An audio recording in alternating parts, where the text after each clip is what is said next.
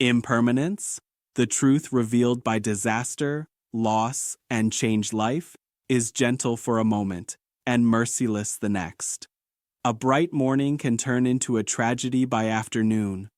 A home built with love for 20 years can be washed away in 20 seconds.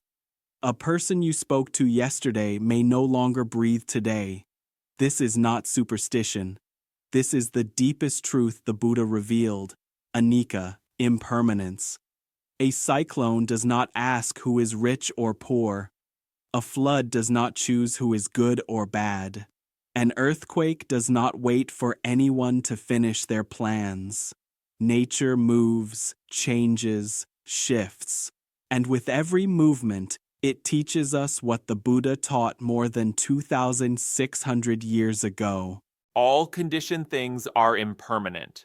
Their nature is to arise and pass away. When we understand this, we find peace. Impermanence is not a punishment. It is simply the nature of existence. Everything is built on shifting sand. Our property, our bank accounts, our success, our appearance, our age, our health, our relationships, even our own heartbeat.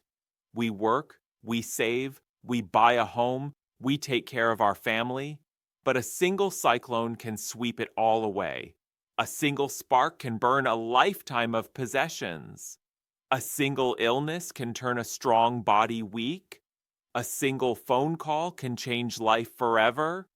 The Buddha did not teach this to make us afraid. He taught it so we stop being blind to reality. When we forget impermanence, we live carelessly, attaching to material things as if they are permanent, holding grudges as if life is guaranteed, chasing status as if it will matter one day after death. But when disaster strikes, whether natural or personal, the delusion breaks. We are reminded that nothing truly belongs to us. We are merely temporary caretakers. A cyclone destroys a village. What remains? Human kindness, people helping strangers, people feeding the hungry, people rebuilding together. A flood covers a city. What remains? The truth that possessions are fragile, but compassion survives. An accident takes a life. What remains? The understanding that every moment is precious. Impermanence is not a threat. It is a mirror. It shows us what truly matters, the heart, the mind, and the quality of our actions. May all beings affected by disasters be safe. May they find strength in difficult moments. May they rebuild with courage. May health, prosperity, and protection surround them. But even blessings cannot block impermanence. Even prayers cannot stop change. Even good fortune cannot freeze life. Because the Buddha said, "What is subject to change will change. What is subject to break will break. What is subject to fade will fade." Our practice is not to escape change, but to understand it. Not to deny suffering, but to meet it with wisdom. Not to cling to what we love, but to love without clinging. When we understand impermanence deeply, we stop arguing over small things. We stop wasting time on hatred. We stop postponing kindness.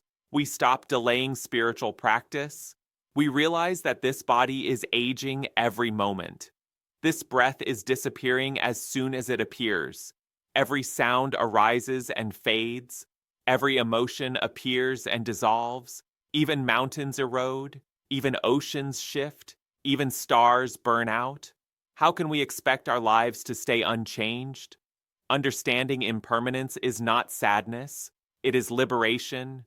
It allows us to face storms without breaking, loss without collapsing, and death without fear. Everything changes, but wisdom remains. Everything ends, but good deeds continue. Everything falls apart, but the peaceful mind stands firm. May impermanence guide you to wisdom. May change teach you compassion.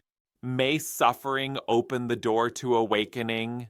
May you live with awareness, kindness, and clarity knowing that every moment is precious and passing,